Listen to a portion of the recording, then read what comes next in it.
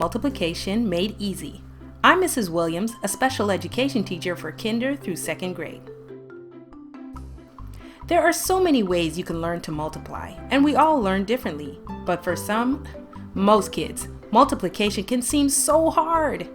We try to make them memorize their multiplication tables or drill them with skip counting, which are both important skills for speed, but for basic multiplication, there is another way.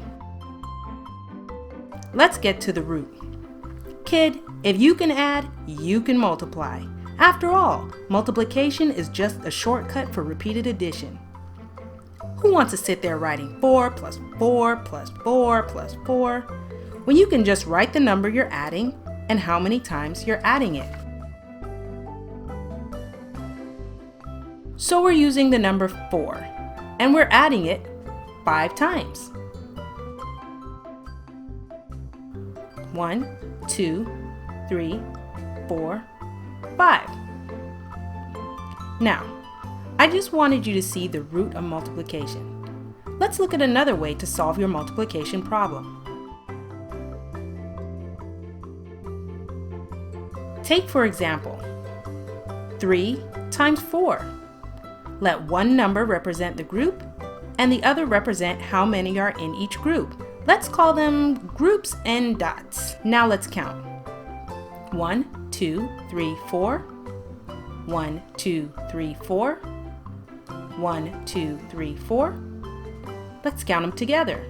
1, 2, 3, 4, 5, 6, 7, 8, 9, 10, 11, 12. So 3 times 4 is 12. Let's say you can't remember which number is supposed to be in groups and which is dots. No problem. Let's make 4 groups and 3 dots this time.